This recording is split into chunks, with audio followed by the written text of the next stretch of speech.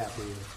Mr. President, the Attorney General said today that he intends to release the Mueller report in full to Congress and the public. Do you agree with that decision, and do you want the White House to take a look over it for privilege? Well, I have great confidence in the Attorney General, and if that's what he'd like to do, I have nothing to hide. This was a hoax. This was a witch hunt. I have absolutely nothing to hide, and I think a lot of things are coming out with respect to the other side, but I have a lot of confidence in the Attorney General. Mr. President, are you going to be talking to President Putin about Venezuela? We will probably be talking at some point. We're looking at Venezuela. Venezuela right now is a big fat mess. The electricity's gone, power is gone, fuel is gone, gasoline for cars is gone. They have a lot of electric cars. That's all gone because they have no electric. They have nothing. What a job. When we talk about socialism, take a look at Venezuela. So I'll be talking about a lot of people, perhaps President Putin, perhaps President Xi of China. My people right now are in China. We're negotiating the trade deal. We'll see what happens, but we're doing very well. How did that round of talks go? I think it's going very well. I mean, the trade deal is going very well. We'll see what happens, but it's going very well. They're in China right now, the highest level of our people, meeting with their people. Then they'll be coming back here for another round. It's a very comprehensive, to use a word that some people like, some people don't like. I think it's okay, but it is a very comprehensive, very detailed enlisting of problems that we've had with China over the years, and it's going to have to be a great deal. If it's not a great deal, we can't do it. We can't do it. Do you plan to name a new defense secretary soon? I'm very happy with Pat Shanahan. I think he's done a really great job. We knocked out the caliphate. We have now, if you look at Syria, what happened in a very, very short period of time, far shorter than people said it was even possible. We're working together very well on the wall and on the border. I'm very upset with Mexico. I think Mexico is doing a lot of talking.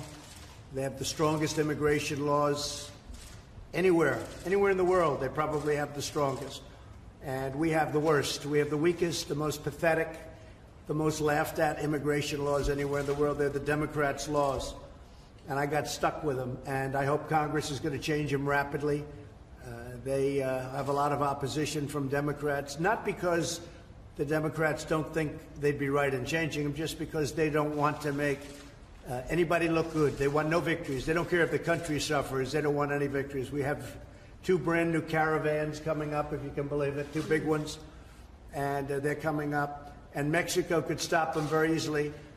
Mexico has a trade surplus with the United States for many years of $100 billion a year at least.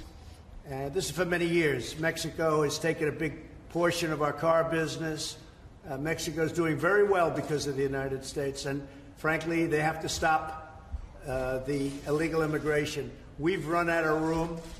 We have this ridiculous catch and release program where you catch them, and then you're supposed to release them, and you release them into our country. And we've been very, very tough, and the Border Patrol has been incredible. I have to tell you, the people in the Border Patrol, the job they do is unbelievable. ICE, the same thing, and law enforcement. But Mexico is going to have to do something, otherwise I'm closing the border. I'll just close the border. And with a deficit like we have with Mexico and have had for many years, closing the border will be a profit-making operation. When you close the border, also, you will stop a lot of the drugs from coming in, because we take in tremendous drugs from Mexico, as you know, as well as I do. So you close up the border and you watch the drugs go way down, too. But I will close the border if Mexico doesn't get with it. If Mexico doesn't stop it. They come in from Guatemala. They come in from El Salvador. They come in from Honduras. They come in from all over, and they come in from Mexico. And we're working very hard to stop it. We're building the wall, but until the wall is completed, it's really moving along well. In fact, we're going to have a news conference very shortly over the next couple of weeks at the wall as it's being completed and going up at sections of the wall. It's moving along rapidly, but still, we have a current crisis. We have a crisis. I know that you can go back 30 years and you go back 40 years, but I can't imagine it being any worse than it is right now. Sir, on that note, December in U.S. custody migrant children. Do you believe, given the rising numbers of migrant families and children at the border, your administration is equipped to handle that in a way that it tries to ensure that children are not dying of heroin? Well, I think that it's been very well stated that we've done a fantastic job. One of the children, the father gave the child no water for a long period of time. He actually admitted blame. The other one was being brought to the hospital in an emergency, on an emergency basis. It is a very tough situation, and that trek up is a long, hard trek. And you see what's happening to women. You see what's happening to children. It's a horrible situation, and Mexico could stop it right at their southern border. They have a southern border, and they have a border that could be very well structured. It's very easy for them to stop people from coming up, and they don't choose to do it. Well, we're not going to give them hundreds of billions of dollars and tell them that they're not going to use their strong immigration laws to help the United States. So there's a very good likelihood that I'll be closing the border next week, and that'll be just fine with me. Mr. President, can you tell us why you overturned those North Korea-related sanctions? I have a very good relationship with Kim Jong-un. He's somebody that I get along with very well. We understand each other. They are suffering greatly in North Korea. They're having a hard time in North Korea. And I just didn't think additional sanctions at this time were necessary. It doesn't mean I don't put them on later, but I didn't think that additional sanctions at this time were necessary. They are suffering greatly. They're having a very hard time in North Korea. And I think because of the relationship being a good thing, not a bad thing, I think it's very important that you maintain that relationship at least as long as you can. But we get along very well. We have a very good understanding, so I didn't think that those sanctions were necessary at this time. Have you spoken to Chairman Kim since?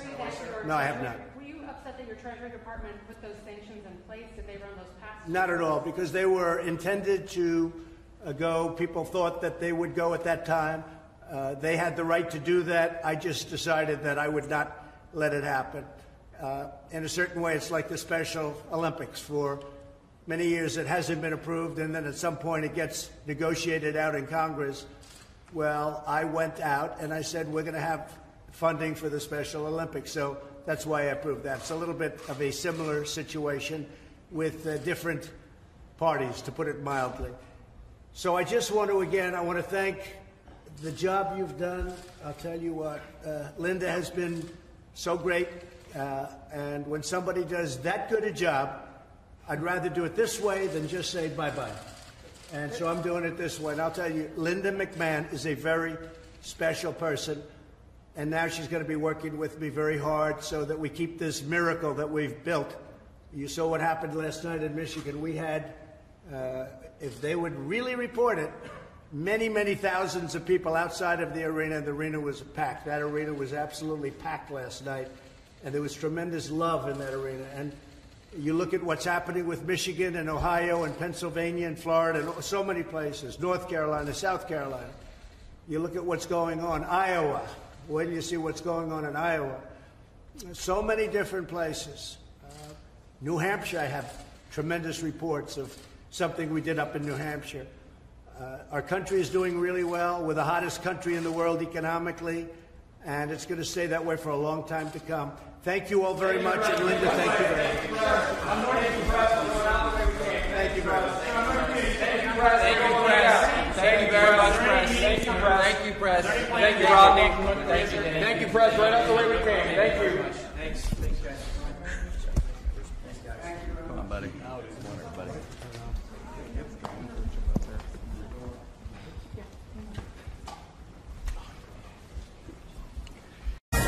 Fox News alert, President Trump again threatening to shut down the border, tweeting, Mexico is doing nothing to help stop the flow of illegal immigrants into our country. They are all talk and no action. Likewise, Honduras, Guatemala, El Salvador have taken our money for years and do nothing. The Dems don't care. Such bad laws may close the southern border, !